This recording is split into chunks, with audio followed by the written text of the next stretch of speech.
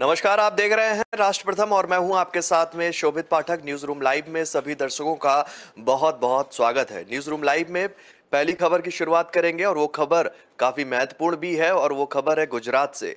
गुजरात में चुनाव की सरगर्मी जो है वो बढ़ती जा रही है। नड्डा 2 दिन के गुजरात दौरे पर पहुंच चुके हैं, केजरीवाल भी आज पहुंचेंगे और इस दौरान प्रधानमंत्री मोदी ने आज संबोधन दिया है। दिसंबर में होने वाले गुजरात विधानसभा चुनाव की तैयारियों को लेकर जो है राजनीतिक पार्टियां लगातार गुजरात में अपनी पिच को मजबूत करने के लिए उतर चुकी हैं। तैयारियों के सिलसिले में भाजपा के राष्ट्रीय अध्यक्ष जेपी नड्डा 2 दिन के दौरे पर अहमदाबाद पहुंच रहे हैं, तो आम आदमी पार्टी के प्रमुख व दिल्ली के सीएम अरविंद केजरीवाल वडोदरा में टाउन हॉल में मीटिंग करेंगे। ये भी बहुत बड़ी अपडेट खबर है और इसी खबर पर हम सीधे चलते हैं हमारे वरिष्ठ सहयोगी जय शर्मा जी के पास में। लेकिन उससे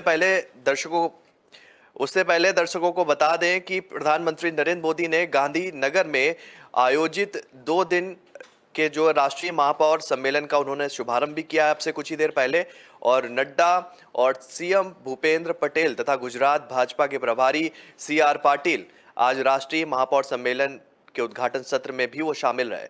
यह सम्मेलन गांधीनगर की एक पंचतारा होटल में हो रहा है और इसमें गुजरात के भाजपा शासित नगर निगमों के महापौर और उप महापौर भी इसमें शामिल रहे हैं और उनके अलावा देश के कई अन्य राज्यों के भी मेयर इसमें हिस्सा उन्होंने लिया है। प्रधानमंत्री मोदी ने इसका वर्चुअल उद्घाटन भी किया। तो सीधी तौर से कह सकते हैं कि जिस तरीके से गुजरात में राजनीतिक परिवेश जो है उसमें लगातार घटनाक्रम बदलता हुआ नजर आ रहा है और इसका सीधा कह सकते हैं उदाहरण भी कह सकते हैं कि भारतीय जनता पार्टी जिस तरीके से अब सक्रिय भूमिका में नजर आ रही है वो अपने आप में काफी अहम हो जाता है। क्योंकि अगर हम बात करें कांग्रेस की, तो राहुल गांधी ने जिस तरीके से भारत जोड़ो यात्रा की शुरुआत से पहले गुजरात का दौरा किया था, उन्होंने कार्यकर्ताओं के साथ में मीटिंग भी की और मीटिंग के बाद में कई चुनावी रणनीति पर चर्चा होती हुई भी दिखी थी और इसके बाद में उन्होंने लोगों को साधने के लिए एक मूल मंत्र भी दिया था। उनका कहना था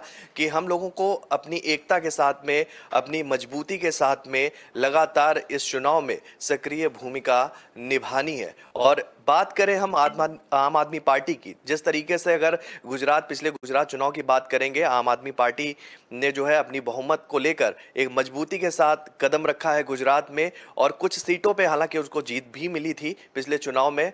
और अब बात करते हैं कि विधानसभा जो चुनाव होने हैं गुजरात के महीने में गुजरात चुनाव होने हैं दिसंबर महीने के आखिरी में, तो उसको लेकर भी जो लगातार आम आदमी पार्टी जनता के बीच जाने के लिए हर संभव मदद करती हुई दिख रही है और जनता के बीच में उनकी जाकर समस्याओं को सुनने का भी काम कर रही है। तो अपने आप में एक निश्चित तौर पर ये बड़ा हो जाता है और वो बड़ापन जो है अरविंद केजरीवाल गुजरात की जनता को लेकर गुजरात के कई मुद्दों को उठाते हुए भी दिख रहे हैं और लगातार जिस तरीके से उन्होंने बैक टू बैक गुजरात दौरे कर रहे हैं, आज फिर से वो पहुंच रहे हैं गुजरात में। तो गुजरात में निश्चित ही तौर पर कहेंगे कि आम आदमी पार्टी का मनोबल अपने आप में लगातार बढ़ता हुआ दिख रहा है। पिछली अगर बात करें तो पंजाब की, तो पंजाब में जिस तरीके से पूर्ण बहुमत से आम आदमी पार्टी की सरकार आई है, तो ये बिल्कुल कहने में कतई गुरेज नहीं होगा कि इस मुद्दे पर और इस खबर को लेकर भी हम बात करेंगे। हमारे साथी वरिष्ठ सहयोगी जुड़ चुके हैं जय शर्मा जी। जय शर्मा जी, आपसे ही जानना चाहते हैं कि जिस तरीके से आज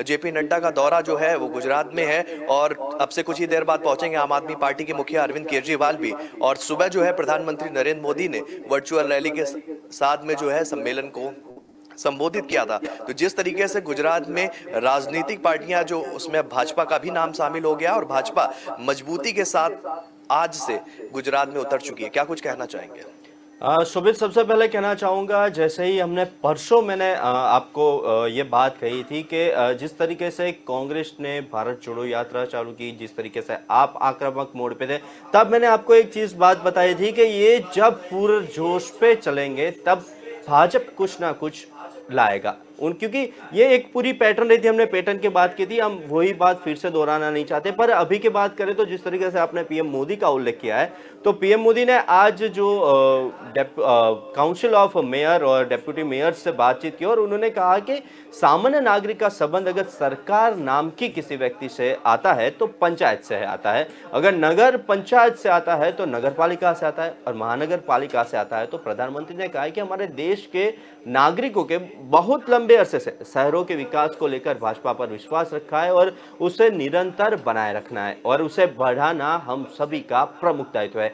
अभी ये इस पूरे चीज को अगर हम देखते हैं तो उन्होंने कहा है कि एक छोटे से यानी ये जो वर्ड इसीलिए मैंने कहा कि इसमें आप देखिए कि एक छोटे नागरिक से लेके उन्हें पूरा एक जो हमारा बंधारण है वहाँ के छोटे से लेके बड़े तक सभी व्यक्ति की उन्होंने बात कर ली और उन्होंने कहा है कि बहुत लंबे अरसे से शहर के विकास को लेकर भाजपा पर लोगों को विश्वास है। यानी आप देखिए कि उनकी स्पीच, मैंने आपको पहले ही कहा था कि वो आएंगे कुछ ना कुछ जादू कर देते हैं, वैसा ही कुछ हुआ और इस सम्मेलन का आयोजन भाजपा के सुशासन प्रकोष्ठ द्वारा किया गया था और भाजपा अध्यक्ष जेपी नड्डा भी इस सम्मेलन में शिरकत करते हैं। 2 दिवस जब अभी आ चुके हैं जेपी नड्डा, थोड़े ही टाइम में अरविंद केजरीवाल, यानी आप देखिए कि लास्ट 3 महीने से गुजरात सब जितने भी मंत्री संतरी से लेकर जितने भी लोग हैं उनका, यानी अभी ये दिसंबर को जो इलेक्शन होने वाला है उसके अंदर सबकी नज़र गुजरात पे है क्योंकि गुजरात ही एक, मैं मानूं तो ऐसा एपी सेंटर है जहां से पूरा राजनीति खिलवाड़ खेला जा सकता है। अभी यही चीज़ हम बात करते हैं, अभी मुद्दे पे आ जाते हैं। तो दिसंबर में ये जो चुनाव होने वाला है गुजरात विधानसभा का, जिसके अंदर सबने दौड़ लगा दी है। ये भारत जोड़ो यात्रा भले कन्याकुमारी से लेके कश्मीर तक की हो, पर गुजरात के अंदर भी बहुत हमें तंज देखना पड़ेगा। जैसे ही आपके अरविंद केजरीवाल और बार बार आते हैं, रोड शो करते हैं, ऑटो वाले से मिलते हैं, उनके साथ खाना खाते हैं, यानी ये उनका भी एक पैटर्न है। जिन्होंने पंजाब और वहाँ पे किया था वही सेम पैटर्न उन्होंने गुजरात में भी किया। अभी ये जो दिसंबर को ये गुजरात विधानसभा का चुनाव जो सरगर्मी तेज हो गई है, तो तैयारियों के सिलसिले में भाजपा राष्ट्रीय अध्यक्ष जेपी नड्डा भी आ गए हैं। साथ में अभी पीएम मोदी ने भी बड़ी एडवर्टाइजमेंट की है और वो मीटिंग भी करने वाले हैं। अभी केजरीवाल वडोदरा में भी टाउन हॉल में भी मीटिंग करेंगे।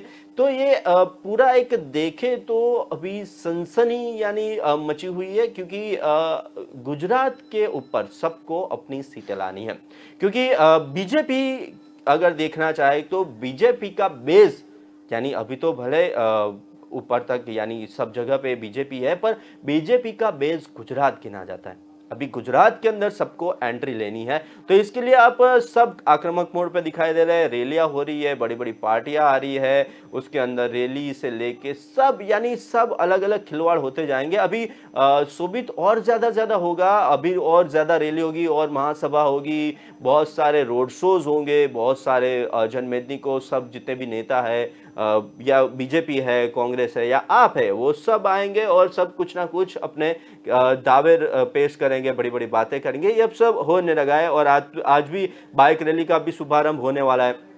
और भूपेंद्र पटेल और गुजरात भाजपा के प्रभारी सीआर पाटिल आज राष्ट्रीय महापौर सम्मेलन के उद्घाटन सत्र में भी शामिल हो गए और ये सम्मेलन गांधीनगर के एक पंचतारा होटल में हो रहा है। यानी आप देखिए कि अब बीजेपी एक्शन मोड पे आ गई है।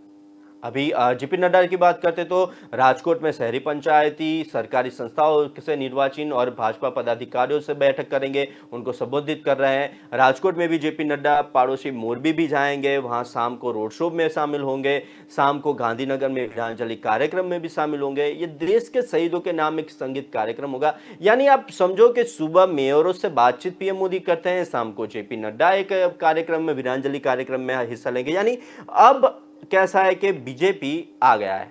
अभी ये इलेक्शन की जो सब लोगों ने रणनीति बनाई थी वो देख लिया है, एनालिसिस कर लिया है, अब बीजेपी आ गया है।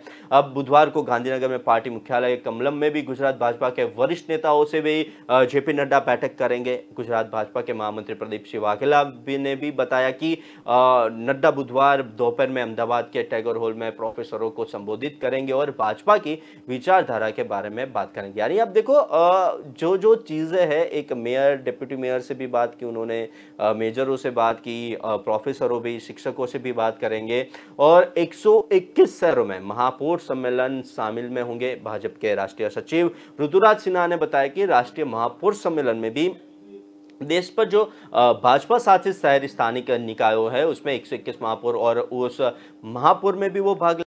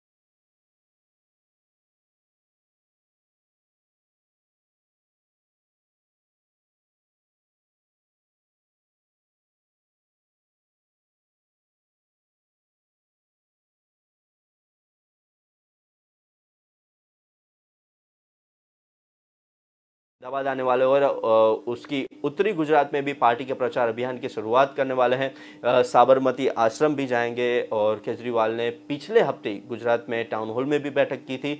यानी अब ये बैठकों का दौर भी चालू रहेगा। और इसके बीच में बात करें अब कांग्रेस की, तो कांग्रेस के पूर्व अध्यक्ष राहुल गांधी ने मंगलवार को कहा था कि गुजरात विधानसभा चुनाव के बाद अगर उनकी पार्टी की सरकार बनती है तो राजस्थान और छत्तीसगढ़ की तरह इस प्रदेश में भी पुरानी पेंशन व्यवस्था बहाल की जाएगी। और इन दिनों अभी वो कन्याकुमारी और कश्मीर भारत जोड़ो यात्रा में बिजी है और वो निकाल रहे हैं। तो राहुल गांधी ने यह आरोप भी लगाया है कि भारतीय जनता पार्टी ने पुरानी पेंशन खत्म कर बुजुर्गों को आत्मनिर्भर से निर्भर बना दिया है। अभी उन्होंने एक ट्वीट भी किया था और कहा था कि पुरानी पेंशन खत्म करेंगे और भाजपा ने बुजुर्गों को आत्मनिर्भर से निर्भर बना दिया और देश को मजबूत करने वाली सरकारी कर्मचारियों को हक से पुरानी पेंशन। और कांग्रेस नेता ने कहा कि हमने राजस्थान छत्तीसगढ़ में पुरानी पेंशन को भी बहाल की है। अब गुजरात में भी कांग्रेस सरकार आएगी अगर और पुरानी पेंशन पद्धति लाएंगी। और इससे पहले राहुल गांधी ने भी 5 सितंबर को गुजरात में अपनी पार्टी के प्रचार अभियान की शुरुआत भी करते हुए कई वादे किए थे।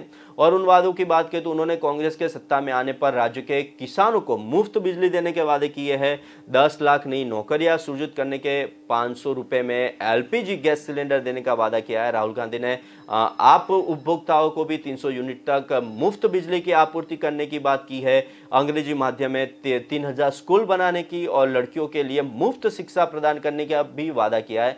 गुजरात में इस साल नवंबर और दिसंबर में जो विधानसभा चुनाव होने वाला है तो उसके लिए कई वादे हो रहे हैं, कई बैठकें हो रहे हैं। पर एक चीज देखें शोभित, तो बीजेपी अलग ट्रैक पे चल रही है पर थोड़े से मुद्दे अगर देखें तो आप और कांग्रेस ने सही पकड़े। जैसे आपने फ्री बिजली की बात की थी वैसे ही सेम राहुल गांधी ने भी बात की है। एलपीजी सिलेंडर के जो भाव बढ़ रहे हैं, जो दाम बढ़ रहे हैं, उसकी राहुल गांधी ने बात की। तो सामने अरविंद केजरीवाल ने भी महंगाई को लेकर भी बात की, फ्री बिजली, महंगाई और किसानों को लेकर भी आपने आक्रामकता दिखाई है। एजुकेशन पर सबसे ज्यादा ध्यान दिया है, वहीं पर राहुल गांधी ने भी एजुकेशन को मुद्दा बनाया है। और जिन्होंने लड़कियों की फीस माफी की भी बात की है। यानी आप देखें तो कहीं ऐसा भी निर्देश हो रहा है कि जो प्रमुख मुद्दे थे गुजरात में तो उसको लेके अभी ये दोनों पार्टियां आप और कांग्रेस ने बीजेपी पे निशान साधा है। पर बीजेपी हर बार की तरह इस बार कुछ ना कुछ नया लाएगी। और बीजेपी जेपी नड्डा अभी दौरे पे है, गुजरात के दौरे पे है। अभी धीरे धीरे और आक्रामकता बढ़ेगी क्योंकि अब बीजेपी ने कैंपेनिंग स्टार्ट किया है। आप देखिए कि केजरीवाल बहुत टाइम से यहाँ पे गुजरात के दौरे पे आ रहे हैं और साथ साथ में राहुल यानी कांग्रेस भी आक्रामकता दिखा रही थी। पर अब आप देखने जाए तो अब बीजेपी ने प्लेग्राउंड में पैर रखा है, ऐसा कह सकते हैं। जी शोभित, आप सही जानना चाहेंगे क्योंकि आप गुजरात से हैं और गुजरात की राजनीति को बहुत अच्छे से समझते हैं। जिस तरीके से पिछले दिनों कांग्रेस के मुखिया राहुल गांधी का हमने दौरा देखा और इसके बाद आम आदमी पार्टी का दौरा देखा। अच्छा, पिछले चुनाव की अगर बात करेंगे तो मुकाबला 2 के बीच में कहा जा सकता था। विधानसभा चुनाव की बात करेंगे कि भारतीय जनता पार्टी और कांग्रेस के बीच ही जो है गुजरात के अंदर टक्कर देखने को मिलती थी। लेकिन अब आम आदमी पार्टी का सृजन हो चुका है और आम आदमी पार्टी जिस स्पीड के साथ में कम समय में जिस रफ्तार के साथ में लगातार एक के बाद एक कदम को बढ़ाती हुई चलती हुई दिख रही है। आपको क्या लगता है कि भारतीय जनता पार्टी को आने वाले चुनाव में, मतलब जो अभी हाल ही में चुनाव है, उसमें किस तरीके से खतरे का सामना करना पड़ सकता है? सुमित, सही में एक बात बता दे तो अभी हम कुछ कह नहीं पाते कि अभी ये क्या होने वाला है। पर मैं इतना कह सकता हूं कि जिस तरीके से आपका आक्रामक मोड दिख रहा है, कांग्रेस भी जिस तरीके से पहले भी मैं पिछले इलेक्शन की बात करूं तो हमेशा कांग्रेस जब इलेक्शन आती है तब आक्रामक मोड पे हो जाती है। पर इस बार भी कांग्रेस जल्दी जाग चुकी है, आप भी जल्दी से जाग चुका है। और आप पूरा पैटर्न जो जिस तरीके से गुजरात मॉडल हम बात करते हैं उसी तरीके से आपने भी अपने जो मॉडल पंजाब में बनाए, दिल्ली में बनाए, वही यहाँ पे भी अप्लाई कर रही है। कांग्रेस भी बहुत सारी ग्रास रूट लेवल पे काम कर रहा है क्योंकि मैं हर बार एक वर्ड यूज करता हूँ बीजेपी के लिए कि कॉर्पोरेट टर्म, यानी एक कॉर्पोरेट ऑफिस चलती है बीजेपी की, क्योंकि उसमें हर एक सेकंड, हर एक मिनट, हर एक घंटे का वहाँ पे एक चार्ज होता है उनका, यानी समझो कि एक कॉरपोरेट माहौल बनाया जाता है।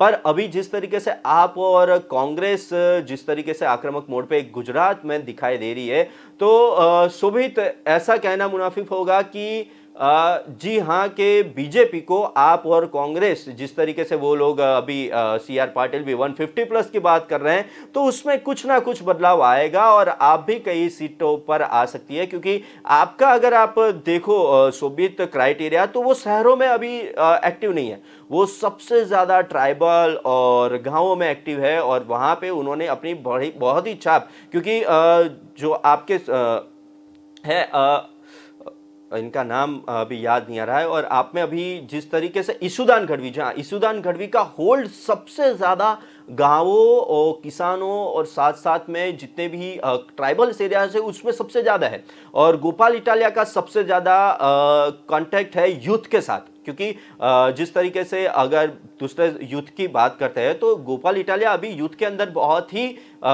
यानी फेमस तो नहीं कह सकते, पर यूथ उनको अभी फॉलो कर रहा है। आप भी आक्रामक मोड पे दिखाई दे रहे हो और आपको भी बहुत सारे लोग अभी यानी चाहने लगे। यानी उसकी इफेक्ट 101% बीजेपी के जो पोल्स है जिनकी सीट वो बता रहे हैं, तो उसमें माना जा सकता है। जिस तरीके से उनकी रैलियां हो रही है, जिनकी मीटिंग्स हो रही है, आप भी आक्रामक मोड में है। और कांग्रेस में भी देखा जाए तो बीजेपी को 101% बोल सकते हैं कि जो सीट उन्होंने डिसाइड की है और जो उनको लग रहा है कि हम इतना कर पाएंगे, उसमें देखा जाए अभी के फिलहाल मोड पे देखा जाए तो उसमें माइनस फैक्टर दिखाई दे रहा है। जी शोभित, चलिए, बहुत बहुत धन्यवाद आपका हमारे साथ जुड़ने के लिए। तो एक निश्चित तौर पर हम कह सकते हैं कि गुजरात में आने वाले चुनाव में जो मुकाबला है वो त्रिकोणीय होता हुआ दिख रहा है और इसकी शुरुआत भी हो चुकी है। गुजरात दौरे पर जेपी नड्डा 2 दिन के लिए पहुंच चुके हैं। अमित शाह भी जो है वो लगातार वर्चुअल रैली से संबोधित करने की बात भी कही जा रही है। हालांकि प्रधानमंत्री मोदी ने आज वर्चुअल रैली से लोगों को संबोधित करते हुए दिखे थे। और वहीं बात करते हैं आम आदमी पार्टी मुखिया अरविंद केजरीवाल की, तो वो भी आज गुजरात दौरे की फिर से शुरुआत कर रहे हैं। बढ़ते हैं दूसरी खबर की तरफ। भारतीय उच्चायोग ने की लिस्टर में भारतीय समुदाय के खिलाफ हिंसा की निंदा, तुरंत कार्रवाई की मांग भी की गई है। लंदन में भारतीय उच्चायोग ने लिस्टर में भारतीय समुदाय के खिलाफ हुई हिंसा की कड़ी निंदा की है और इन हमलों में शामिल लोगों के खिलाफ तत्काल कार्रवाई की मांग भी की है।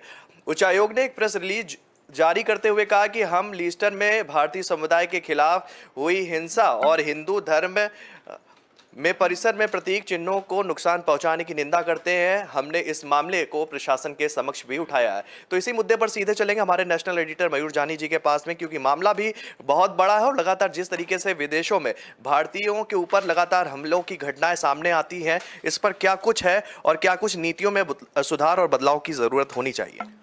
देखिए, सबसे पहले तो मैं दर्शकों को ये बताना चाहूँगा, जो नहीं जानते हैं वो, कि जो ये लेसेस्टर शायर है वो हिंदुस्तानियों से, वहाँ जो पॉपुलेशन है वो ये कह सकते हैं कि almost majority of the population वो इंडियंस हैं। और मैं उसमें अगर और थोड़ा स्पेसिफिक हो जाऊँ तो वहाँ मेजॉरिटी ऑफ पॉपुलेशन जो है वो गुजरातीज़ हैं। ये हकीकत है, मैं बता दूं आपको, ठीक है। तो वहाँ अब ये जिस तरह से हिंसाएं हो रही है और ख़ास करके विशेष रूप से इनको टारगेट किया जा रहा है, उनकी दुकानें तोड़ी फोड़ी जा रही है, उन पर हमले किए जा रहे हैं और ये कहा जा रहा है कि ये दो लोग जो कर रहे हैं वो बेसिकली वो ब्रिटिश में रहने वाले पाकिस्तानी हैं, ब्रिटेन में रहने वाले पाकिस्तानी लोग हैं। अब इसका जिम्मा तो ब्रिटेन को ही उठाना पड़ेगा ना। आपके वहाँ जो रह रहे हैं वो लोग, तो आपका पासपोर्ट है उनके पास, आपकी नेशनलिटी है, भले ही वो मूल उनका इंडियन है या गुजराती है, मतलब भारत से हैं और वो लोग पाकिस्तान से हैं बेसिकली, पर रहते हैं वो ब्रिटेन में क्योंकि वो ब्रिटेन के नागरिक हैं। हो सकता है कुछ लोग जो है वर्किंग वीज़ा पे हो, कुछ लोग जो है वो स्टडी के लिए आए हो, लेकिन बेसिकली जो घटनाएं हो रही है वो ब्रिटेन में हो रही है। तो इसकी जिम्मेदारी ब्रिटेन को उठाना बहुत ज़रूरी है। और ब्रिटेन जाना भी जाता है अपने लॉ एंड ऑर्डर सिचुएशन को ठीक तरह से हैंडल करने के लिए। उनकी जो स्कॉटलैंड यार्ड की जो पुलिस है और पूरा एक उनका जो पुलिस का महकमा है वो बिल्कुल माना जाता है कि बहुत सबसे बेहतरीन पुलिस जो व्यवस्था है। तो अब अगर ये ज़्यादा बढ़ सकता है कि भारतीय विदेश मंत्रालय को इसमें दखल देनी पड़ेगी, क्योंकि ये बार बार जो है चीज़ें कुछ दिनों से सामने आ रही है। अभी इसका मैं इससे ज़्यादा महत्व नहीं देख रहा हूँ। हो सकता है कुछ आपसी कुछ हो वहाँ पे, जब जब दो ऐसी कम्युनिटी जो पहले एक देश ही था, फिर वो अलग हो गए, फिर एक दूसरे के प्रति एक हेट्रेड और एक नफरत की परिस्थितियां जो हैं सालों से, दशकों से चल रही है, और कुछ अनबन हो गई हो वहाँ लोकल लेवल पे, वो तो उस तरह की चीज़ लगती है कि कुछ के साथ चल रहा हो। एक चीज़ ये नहीं किया जाए प्लानिंग के तहत, तो उसको ब्रिटेन, तो मुझे लगता है कि भारत की ओर से इसमें भी हस्तक्षेप किया जाएगा, और विदेश मंत्रालय अब जिस तरह से काम कर रहा है, तो मुझे लगता है कि वो एक बार वहाँ उनसे बात करेंगे, उनके फॉरेन सेक्रेटरी से, और कहेंगे कि इसको जो है ठीक कर दिया जाए, ताकि जो भारतीय हैं, भारतीय लोग, उनको जिस तरह से प्रताड़ित किया जा रहा है, वो एक टारगेटेड उन पे वो। हालांकि भारतीय उच्चायोग ने जो है मामले पर संज्ञान लेते हुए उस पर कार्रवाई किया, उनसे मांग भी की है इस पर तुरंत कार्रवाई की। हालांकि 27 लोगों को गिरफ्तार भी किया गया है इस मामले से जुड़ा हुआ। तो ये पूरा वाकया है आज लीस्टर में हो रहा है। फिर अगर दूसरे देश की बात करें तो कनाडा, जहां पे भारतीयों की संख्या बहुतायत है। और इसके बाद अगर हम पिछले कुछ दिनों की घटनाओं के बारे में जिक्र करें तो अमेरिका का भी नाम हम लेना चाहेंगे, क्योंकि अमेरिका में जिस तरीके से भारतीयों को निशाना या टारगेट की घटना जिस तरीके से सामने आए थे, उनके खुद विदेश मंत्री एंटनी ब्लिंकन, तो उन्होंने हमलों की निंदा करी थी। लेकिन निंदा करते हैं और भारतीयों पर लगातार जिस तरह से टारगेट किलिंग या हमले की जो घटनाएं लगातार दिन ब दिन बढ़ रही हैं, इस पर कोई मजबूत कदम क्यों नहीं उठाती हुई दिख रही है विदेशी नीति या विदेशी सरकार? नहीं, मुझे लगता है कि वो एक उस दिशा की ओर जा रहे हैं, ऐसा तो हमको लग रहा है, लेकिन अभी वहाँ पहुँचे नहीं हैं। आपको सबको याद होगा, होना चाहिए, क्योंकि एक अमेरिकन की वैल्यू पूरी दुनिया में जो हुआ करती थी, चाहे वो दुनिया के देश में क्यों ना हो, और अगर वो कहीं एक तकलीफ में उसको कोई परेशानी जाए, एक ही नागरिक, फिर वो अमीर है, उसको फर्क, वो अमेरिकन सिटीजन होना चाहिए। तो है एक अपने के लिए उथल पुथल मतलब उठा पटक कर देती कि कुछ भी हो, परेशानी नहीं होनी चाहिए, ना उनको कोई हैरेसमेंट होनी चाहिए। अगर उसने कोई क्राइम भी कमिट किया है, शोभित, तो हमने तो ये पिछले दशकों में देखा है, कहता है वो ये, फिर अमेरिकन गवर्नमेंट कहती थी कि इस पर आप भले, अगर आपको लगता है कि उसने क्राइम कमिट किया है, लेकिन we are there to defend our citizen. तो वो एक अमेरिका का एक रुतबा हुआ करता था, और हमारा अभी तक ऐसा नहीं है, क्योंकि हम उस श्रेणी में नहीं है, बहुत दूर है नहीं, मतलब कि बहुत दूर है, हमको अभी उस स्टेचर तक पहुंचने में बहुत सफ़र जो है तय करना बाकी है। पर हमको लग रहा है कि उस दिशा में हम धीरे धीरे जा रहे हैं। तो अगर ये कुछ और बड़ी बातें होंगी, और अगर हम चाहें कि ना हो, लेकिन अगर होती है, तो मुझे लगता है कि भारत की ओर से एक मजबूत स्टैंड इसमें लिया जाएगा। बहुत धन्यवाद इस खबर में हमारे साथ जुड़ने के लिए सर। जिस तरीके से हम कह सकते हैं कि लगातार बाहरी देशों में भारतीयों पर जो हमलों की घटना सामने आ रही है, उसको लेकर भारतीय उच्चायोग या भारतीय विदेश नीति ज़रूर कोई कठोर कदम उठाते हुए दिखेगी।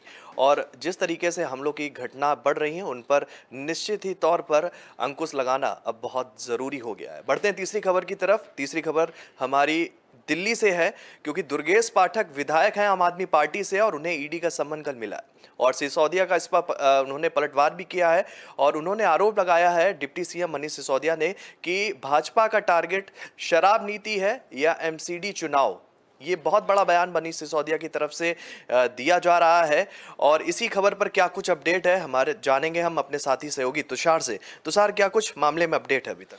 बिल्कुल शोभित जी, जिस तरह से आप बता रहे हैं कि मनीष सिसोदिया का ट्वीट जो सामने आया है कि एमसीडी चुनाव टारगेट है या फिर दुर्गेश पाठक, ये सबसे बड़ा सवाल मनीष सिसोदिया ने अपने ट्वीट के जरिए दिया है। फिलहाल मैं आपको बता दूं कि दुर्गेश पाठक जो विधायक हैं दिल्ली से, उन्होंने ईडी का सम्मन मिला है उन्हें। आपको बता दें, ये जानकारी ऐसे निकल के सामने आ रही है, तो इस पर पलटवार करते हुए मनीष सिसोदिया ने ट्वीट के जरिए जानकारी दी है। और साथ ही उन्होंने ये भी कहा है कि जिस तरह से ईडी मेरे घर पर आई थी, सीबीआई मेरे घर पर आई थी, जांच में कुछ नहीं मिला, उन्होंने पुरानी बातों का जिक्र करते हुए ट्वीट में ये जानकारी ऐसी साझा की है। और साथ ही उन्होंने ये भी सवाल खड़ा कर दिया है कि चुनाव ज़्यादा ज़रूरी है या एमसीडी बीजेपी के लिए। जी हाँ, तो एक और सवाल उन्होंने खड़ा करा है कि एमसीडी का जो चुनाव है उसका जो संबंध है दुर्गेश पाठक से क्या लेना देना। तो ये क्यों परेशान किया जा रहा है दुर्गेश पाठक को? जी बहुत बहुत धन्यवाद तुषार। तुषार ने जिस तरीके से कहा कि लगातार सवाल भी उठाए जा रहे हैं और आम आदमी पार्टी की तरफ से जो है उनका जवाब भी दिया जा रहा है, हालांकि ट्विटर वार ही इसे कहेंगे। इस खबर पर थोड़ा सा विस्तार से चलेंगे और दर्शकों को बताना चाहेंगे कि मनीष सिसोदिया ने कहा है कि शराब नीति से दुर्गेश पाठक का क्या संबंध है। ये जो है बयान मनीष सिसोदिया की तरफ से आया गया। हालांकि अगर पिछले कुछ दिनों की बात करें तो आम आदमी पार्टी का ये आरोप है भारतीय जनता पार्टी की लगातार की Bharatiya Janata party operation lotus के तहत खरीद फरोख्त की जो गतिविधियां हैं वो हमारे विधायकों को खरीदने के लिए वो हर भरकस प्रयास करते हुए नजर आ रहे हैं। और लगातार पिछले कुछ दिनों की अगर हम बात करें, शुरुआत सत्येंद्र जैन से हुई। सत्येंद्र जैन को जो है इस समय तिहाड़ जेल में वो बंद है। फिर इसके बाद मनीष सिसोदिया के ऊपर ईडी का कार्रवाई होती हुई दिखी। इसके बाद अमातुल्लाह खां को गिरफ्तार किया गया और कल दुर्गेश पाठक को जो है ईडी ने सम्मन भेजा है। तो लगातार जिस तरीके से एक के बाद एक आम आदमी पार्टी के विधायकों को तलब किया जा रहा है, उससे आम आदमी पार्टी जो है बौखला गई है और लगातार जो है भारतीय जनता पार्टी को निशाने में लेते हुए दिख रही है। और भी क्या कुछ अपडेट है या इस खबर के क्या मायने निकलते हैं, सीधे चलेंगे नेशनल एडिटर मयूर जानी जी के पास में। सर, आपसे जानना चाहेंगे, आम आदमी पार्टी में कल विधायक हैं दुर्गेश पाठक, हालांकि एमसीडी के चुनाव प्रभारी भी हैं वो, और उनको ईडी ने सम्मन किया और आम आदमी पार्टी की तरफ से फिर से भारतीय जनता पार्टी पर वही आरोप लगाया गया है कि हमें टारगेट किया जा रहा है। हालांकि हम डरने वाले नहीं हैं, हम कट्टर ईमानदार हैं। एक बड़ा रोचक सिनारियो बनता हुआ नज़र आ रहा है। आपको बताएं शोभित जी, इस तरह की जो कैट फाइट, जिसको कैट फाइट कहते हैं, डॉग फाइट भी कोई कहते हैं, कोई कैट फाइट कहता है, पर ये मतलब इसको उपमा इसलिए दी जाती है कि जैसे कुत्ते बिल्ली का झगड़ा होता है, उस तरह से एक झगड़ा, एक ऐसा कुछ दृश्य हम देख रहे हैं जो आमतौर पे राजनीति में इस तरह से देखने को नहीं मिलता है। तो बात तो सही है कि कुछ ऐसा हो रहा है जो शायद बहुत कम हुआ इससे पहले, और एक के बाद एक आम आदमी पार्टी के विधायक को एजेंसीज जो हैं वो टारगेट कर रही हैं, उनको बुला रही हैं, समन कर रही है, केस भी हो रहा है, जेल अगर भेजने की पूरी कोशिश भी हो रही है कि कैसे भी करके इनको जेल भेज दिया जाए। ये कह रहे हैं कि एमसीडी का चुनाव एक कारण हो सकता है कि क्योंकि वहाँ भाजपा की सरकार है, वहाँ भाजपा की बॉडी है और आम आदमी अभी वहाँ पे बॉडी अपनी बना नहीं पाई है अब तक। तो अब इस बार लगता है शायद कि बना पाए। तो अगर वो बना पाती है तो फिर जो स्थानीय इकाई के लेवल के जितने भी काम हैं वो भी आम आदमी पार्टी अपने हिसाब से कर सकती है। और भारतीय जनता पार्टी के लिए बड़ी इज्जत का सवाल है कि कैसे भी करके वो जो है उसको बना के रखे, क्योंकि अगर ये भी चला गया तो बिल्कुल सेंट्रल विस्टा के नाक के नीचे आप समझ लीजिए कि फिर एक बार फिर से उनकी जो है वो मूंछें कट जाएंगी, वो ये हो जाएगा। तो ये उनकी कोशिश है। हो सकता है ये कारण हो, पर ये एकमात्र कारण तो नहीं हो सकता। वो एक, जैसे मैं पहले एक बार कह चुका हूं कि वो एक पता है उनको मन में, वो जानते हैं कि जिस वॉरफेयर के हम माहिर हैं उसी वॉरफेयर में ये लोग हमसे 1 डिग्री और माहिर हो चुके हैं, आम आदमी पार्टी वाले। तो ये अगर अभी से है, अगर इसको अगर अभी दाब दिया तो ठीक है, अगर बड़े हो गए तो फिर ये हमको परेशान करेंगे। अभी से इतना परेशान कर रहे हैं तो बड़े हो जाएंगे तो कितना परेशान करेंगे। तो इसको जो है कहावत होती है हमारा, मैं इसका तर्जुमा करता हूँ, एक गुजराती में कहावत है कि दुश्मन जब बड़ा हो रहा हो ना तभी उसको रोक देना चाहिए वहीं से। तो ये एक होता है।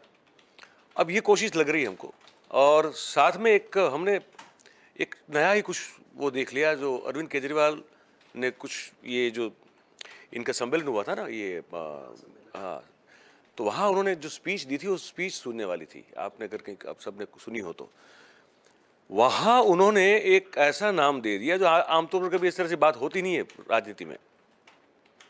उन्होंने नरेंद्र भाई के एक जो मीडिया एडवाइजर हैं जो गुजरात से हैं, हिरेन जोशी जी, उनका नाम लिया खुलेआम। उससे पहले भी एक बार ले चुके हैं। उन्होंने कहा कि नेशनल बड़ी बड़ी चैनलों के एडिटर्स ने हमको व्हाट्सएप मैसेज वो पढ़ाए हैं जो उनकी ओर से आए हैं, और किस भाषा में वो एडिटरों को लतियाते हैं, गलियाते हैं, धमकाते हैं, दबाते हैं। तो उन्होंने वहाँ बैठे बैठे जो है उनको चैलेंज कर दिया कि अब आपकी कभी कोई ऑडियो वीडियो लीक हो जाएगी तो शर्म से आप कभी झुक जाएंगे, सर उठा नहीं पाएंगे।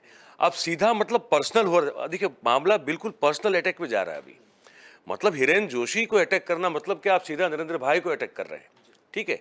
तो अब ये लोग समझ में हमको आ रहा है, वो ये आ रहा है कि ये आर पार की लड़ाई के लिए ये लोग तैयार हैं। आम आदमी पार्टी जो है, जबकि जब भी वो मतलब सत्ता में बैठी थी, ये बड़े चतुर लोग हैं, तो इनको पता था कि अगर हम बीजेपी को हरा के बिल्कुल उन्हीं के नीचे बैठ रहे हैं तो शांतिपूर्वक शासन कर नहीं पाएंगे, और कहाँ कहाँ कैसे कैसे फंसाने की कोशिश की जाएगी। तो ये लोग भी बड़े कोई गली में खेलते हुए बच्चे तो है नहीं कि जिसने सरकार बना ली हो, तो समझ रहे हैं। तो उसको हर चीज़ को क्या हो सकता है, चेस में जैसे होता है 10 साल आगे सोचो, 15 साल चाल आगे सोच लो आप, तो ये सब चाल सोच के ये भी बैठे हुए हैं कि क्या क्या हो सकता है। तो इसीलिए वो डरते हुए दिखाई नहीं दे रहे हैं। और ये देखिए एजेंसी का उपयोग होना, इसको ज़रा आपको समन दिए जाना, आपको एक बार समझ लीजिए कि आरोप के तहत गिरफ्तार भी करना, लेकिन फिर वो कोर्ट में साबित करना होता है। तो भारतीय जनता पार्टी भी बहुत बखूबी जानती है कि एक बार ये डाल दो फिर कोर्ट में साबित होता रहेगा, पर तब तक ये तो कह सकते हो कि इस आरोप के तहत ये जेल में है। तो वो राजनीति का एक अलग करने का नज़रिया है, एक अंदाज है, तो वो उस तरह से चल रहे हैं। और ये लोग भी आश्वस्त हैं कि ज़्यादा से ज़्यादा जेल में डालेंगे ना, साबित कुछ कर पाए तो अच्छी बात है। तो चार्जशीट जब बनती है उसी के आधार पर तो कोर्ट सुनती है ना पूरी बात। तो वो एक अपने आप में बड़ा आत्मविश्वास है आम आदमी पार्टी को कि कुछ कर नहीं पाएंगे हमारा। ठीक है, अब देखिए चीज़ें कुछ राजनीति में तो 50 तरह की चीज़ें हो सकती हैं। अब आप किस तरह से आप स्टिंग ऑपरेशन प्लान कर सकते हैं, फिर लगता है कि स्टिंग ऑपरेशन है। ठीक है, ये बहुत बार पहले भी हो चुका है। तो ये सही है कि गलत है, तो तब इसकी फॉरेंसिक जांच हो जाएगी तभी तो पता चलेगा ना। तब तक तो एक हथियार है जो आप चलाते रहेंगे कि देखिए इन्होंने जो है पैसे लिए हुए हैं, इसमें भ्रष्टाचार किया हुआ है। तो आम आदमी पार्टी इसको काउंटर बड़ी अच्छी तरह से करती है। ये उनके पास, जैसे मैंने कहा कि एक डिग्री थोड़ा ऊपर उनसे वो अभी उस स्किल सेट में पहुंच गए हैं।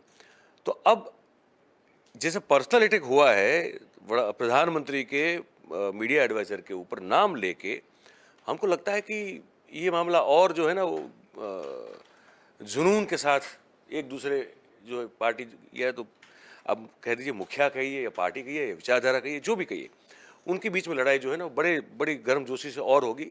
और बिलो द बेल्ट आप देख लीजिएगा, अभी जो भी लड़ाई होगी उसमें बिलो द बेल्ट वार किया जाएगा। जैसे कृष्ण ने कहा था दुर्योधन को मारने के लिए कि झांक पे मारो, भीम ने कहा कि नहीं मार सकते, और इसको मारना है तो ऐसे ही मारो।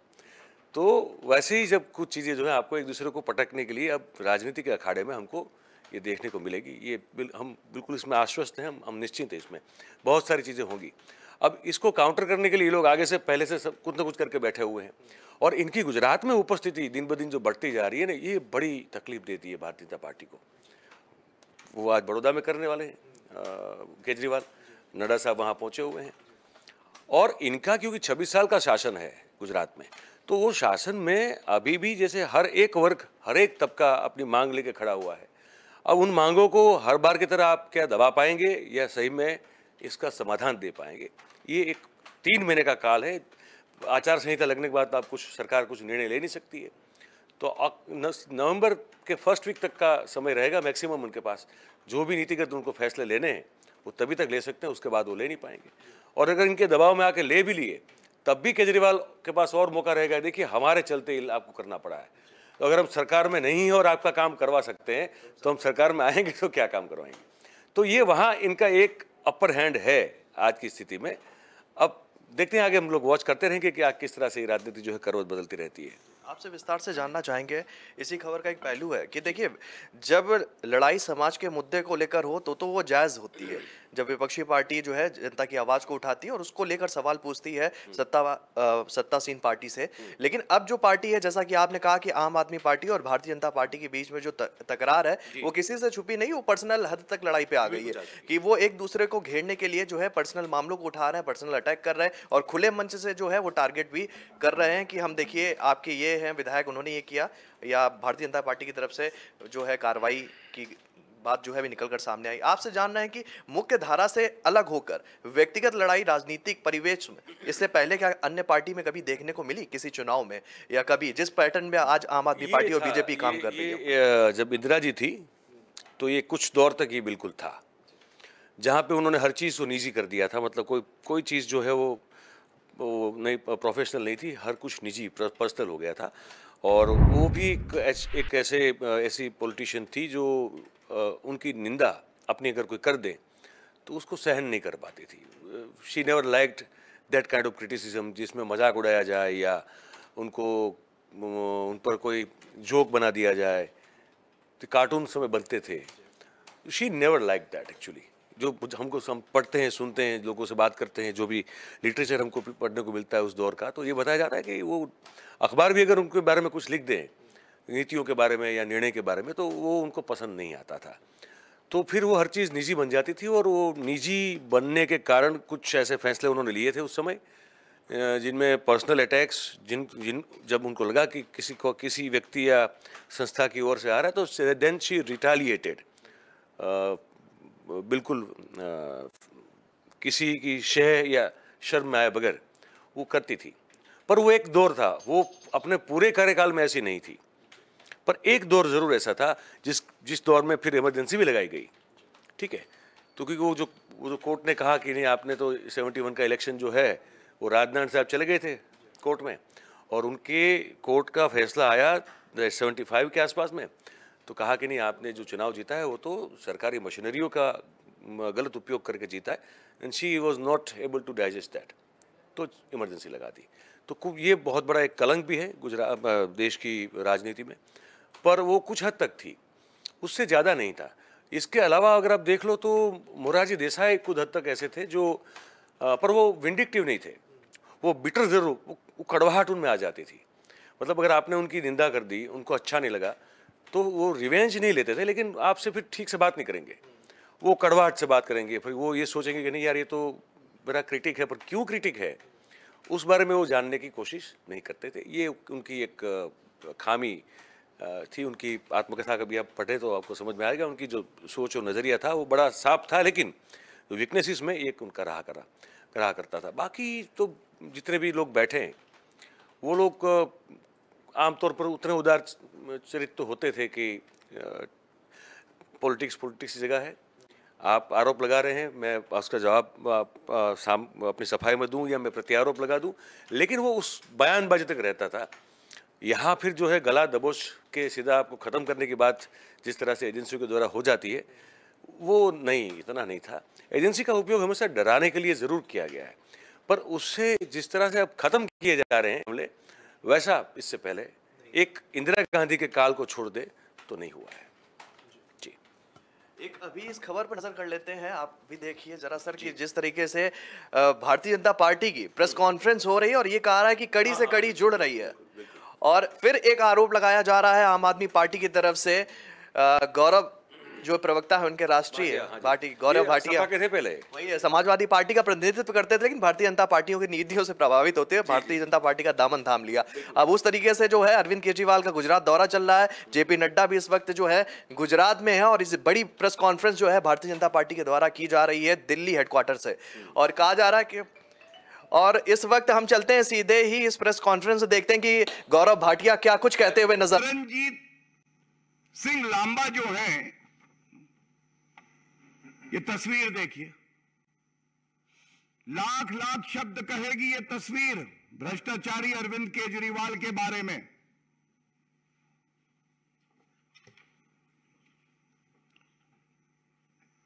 इतनी नजदीकियां, दो जिस्म एक जान, करमजीत सिंह लांबा, अरविंद केजरीवाल खुद को कट्टर ईमानदार बताते हैं, कट्टर बेईमान। ये तीसरी कड़ी।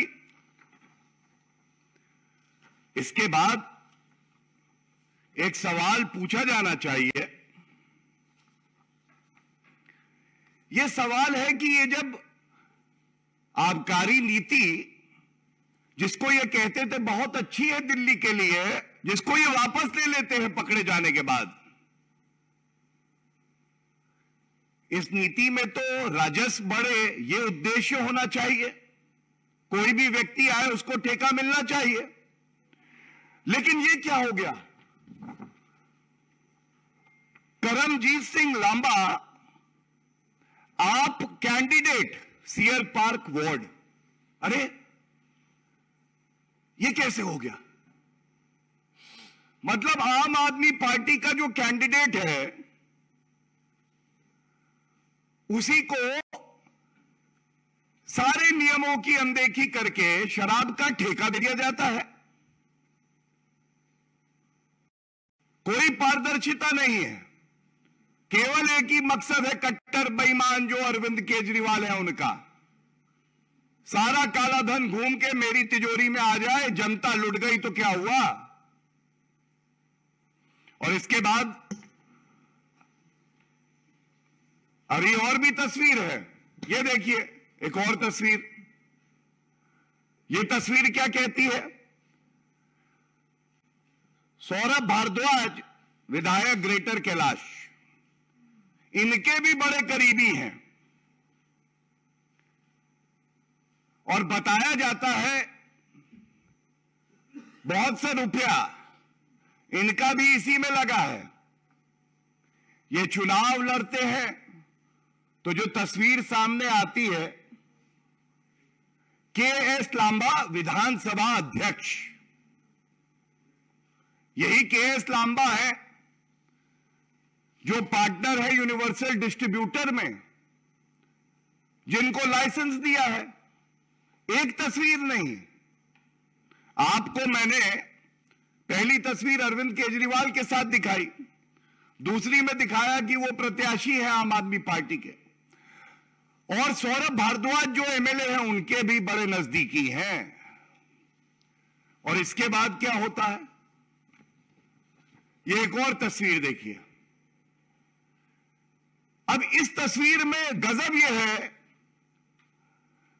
विधायक सौरभ भारद्वाज उनका हाथ पकड़े हुए हैं, ये हमारे के.एस. लांबा उनका हाथ पकड़े हैं, कह रहे हैं भ्रष्टाचार करो, पीछे से जोर मैं लगा रहा हूं, चिंता नहीं करना, अरविंद केजरीवाल को मोटी रकम देनी है, हम सब मिलकर लूटेंगे। किसी विधायक के साथ इतनी नजदीकियां चिंताजनक है, परेशान करने वाली है, व्यथित करती हैं।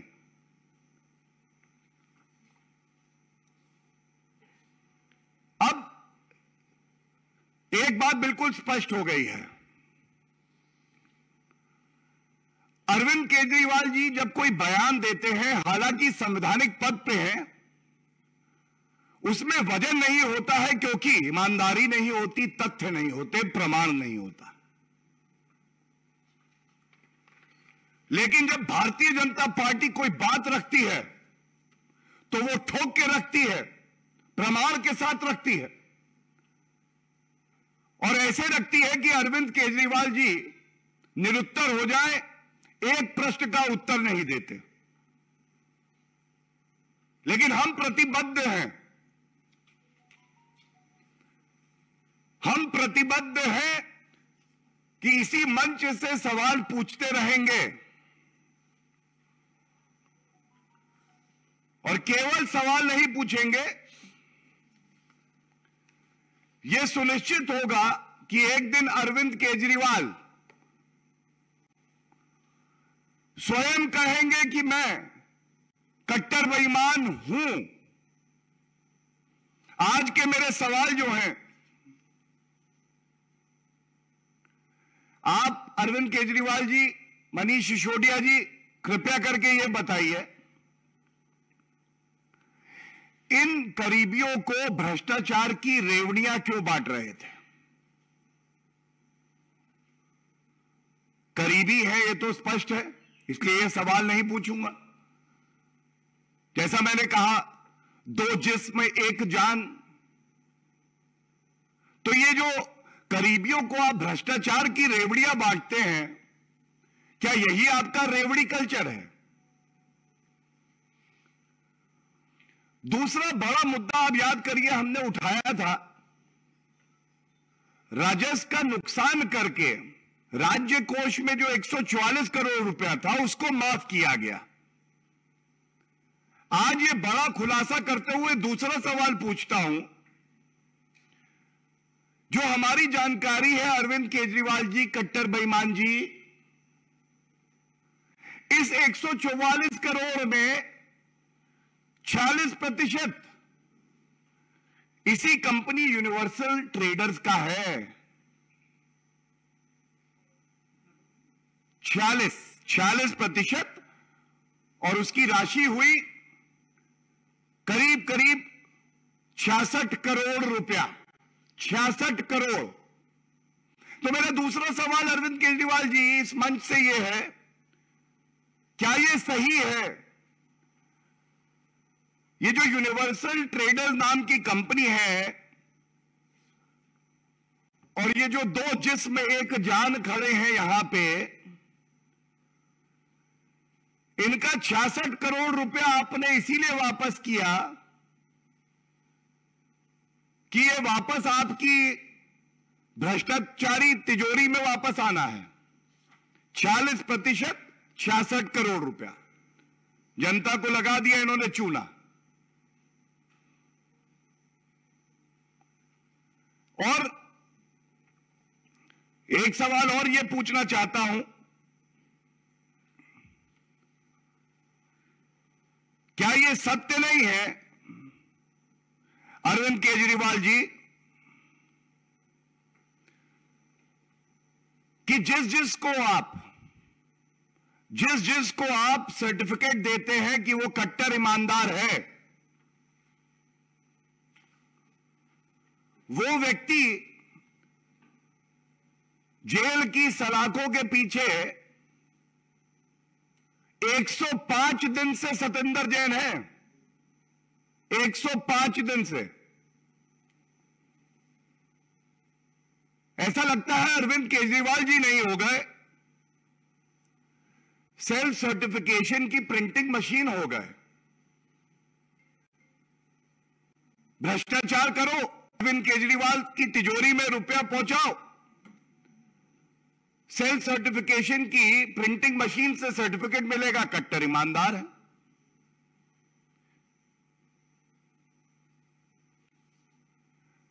और इसके बाद यह कहना जरूरी है कि अरविंद केजरीवाल जी आप जितना भी प्रयास क्यों ना कर लें, आपको बख्शा नहीं जाएगा। वो दिन आएगा, जरूर आएगा, जब जनता देखेगी कि ये माफी वीर अरविंद केजरीवाल सबके सामने कबूलेंगे कि हां, आम आदमी पार्टी सबसे भ्रष्टाचारी पार्टी है और उसका कोई सरगना है तो वो अरविंद केजरीवाल है। और ये कहना गलत नहीं होगा जब आप कहते हैं आम आदमी पार्टी के लीडर और कार्यकर्ता स्वतंत्रता सेनानी है, तो जनता कहती है स्वतंत्रता सेनानी नहीं है, बेईमानी की निशानी है। जहां जहां घूमते हैं केवल और केवल भ्रष्टाचार दिखाई देता है।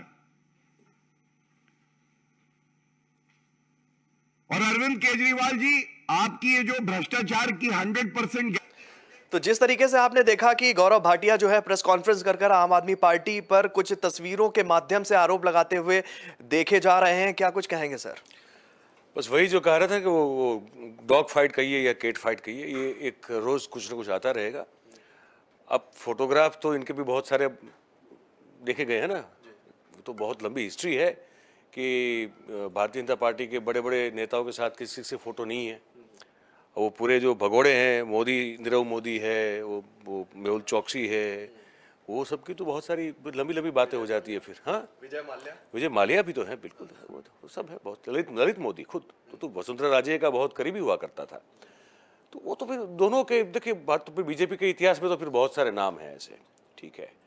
अब ये रोज़ उनको करना है क्योंकि उनके पास कोई चारा नहीं है। मैं बस इतना चाहता हूँ, मतलब एज ए जर्नलिस्ट मेरी एक चाहत है, वो ये है कि चाहे वो आम आदमी पार्टी हो, बीजेपी हो, कांग्रेस हो, कोई भी हो, आपके पास अगर सबूत है तो उसको आप जो है उस केस को पुख्ता करने के लिए आप जो चार्जशीट बन रही है, जो जांच बन रही है, तो वहाँ दे दे ताकि वो न्यायालय में जाए और न्यायालय जो है इस पर भी फैसला सुनाए। ये रोज आप प्रेस करेंगे, वो कुछ सामने और काउंटर कर देंगे, ये तमाशा है, इसके अलावा और कुछ नहीं है। बाकी ये चलता रहेगा क्योंकि हम जानते हैं उनके लिए ये एक परसेप्शन बिल्ड करना अपने खुद के बारे में और दूसरी पार्टी के बारे में जो विरोधी है, वो बहुत महत्वपूर्ण होता है, बहुत ज़रूरी होता है। शोभित जी, बहुत बहुत धन्यवाद इस खबर में हमारे साथ जुड़ने के लिए सर।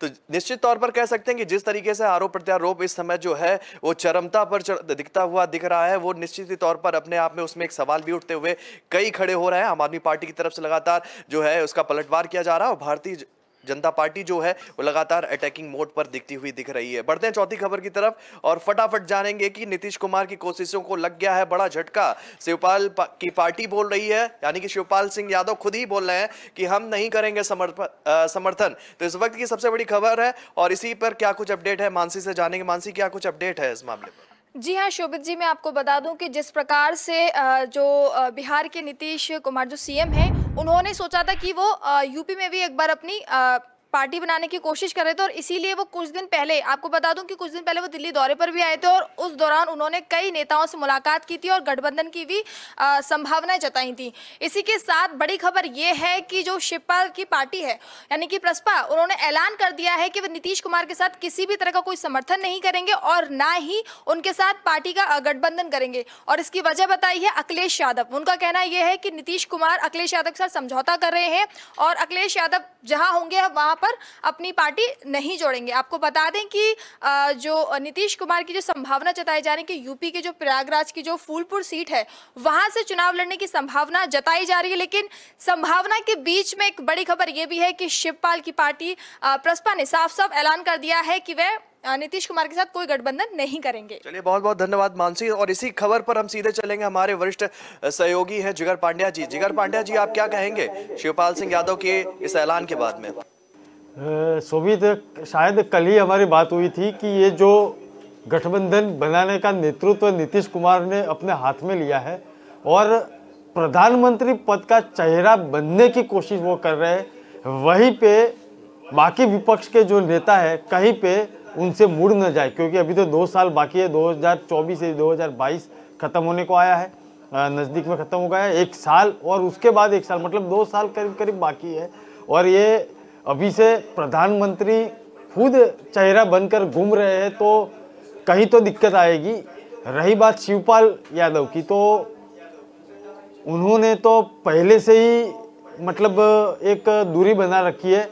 ये दूरी इसलिए बनाई है, जैसे सहयोगी ने बताया, कि जब समाजवादी पार्टी से वो निकट जा रहे हैं और फूलपुर लोकसभा सीट से चुनाव लड़ने की जो एक बात अटकलें सामने आई है, तो अब देखो सपा के साथ जाएंगे और सपा उनका सपोर्ट करेगा तो ये शिवपाल यादव उनके जो चाचा है अखिलेश कुमार के, वो तो कतई उनके साथ नहीं जाएंगे, क्योंकि काका भतीजा का जो एक वाद विवाद बहुत दिनों से, बहुत सालों से चलता आ रहा है, तो उसमें ये तो बात बनेगी नहीं कि दोनों चाचा भतीजा एक साथ जाके नीतीश कुमार के खेमे में या उनके गठबंधन में जाके बैठेंगे। और दूसरी बात है कि राष्ट्रपति का चुनाव जो हुआ उसमें भी उन्होंने दूरी बना के उन्होंने द्रौपदी मुर्मू का समर्थन किया था। तो अब ये जो गठबंधन जो बन रहा है उसमें तो अभी एक नाम बाहर आया हुआ है, आगे आगे देखो क्या होता है, क्योंकि बहुत सारे विपक्ष है, बहुत सारे विपक्ष के चेहरे हैं, उनके अंदर भी मुंह में लड्डू फूटे हुए हैं कि हम भी प्रधानमंत्री बन जाए या कम से कम चेहरा तो बन जाए। लेकिन ये नीतीश कुमार के लिए मतलब ये जो पथ तैयार हो रहा है वो कांटे का है, उसमें मतलब जमेगा नहीं और कांटे चुभने लगेंगे। जी शोभित,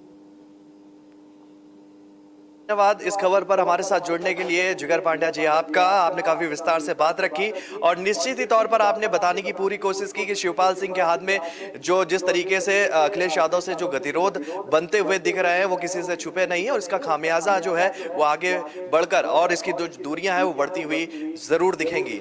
तो फिलहाल आज हमने बात की दिन की 4 बड़ी खबरों के बारे में, जिस पर आज हमारी नजर लगातार बनी रहेगी। फिलहाल न्यूज रूम लाइव में आज के लिए इतना ही। कल हम फिर हाजिर होंगे 12 से 1 बजे के बीच में दिन की 4 बड़ी खबरों के साथ में।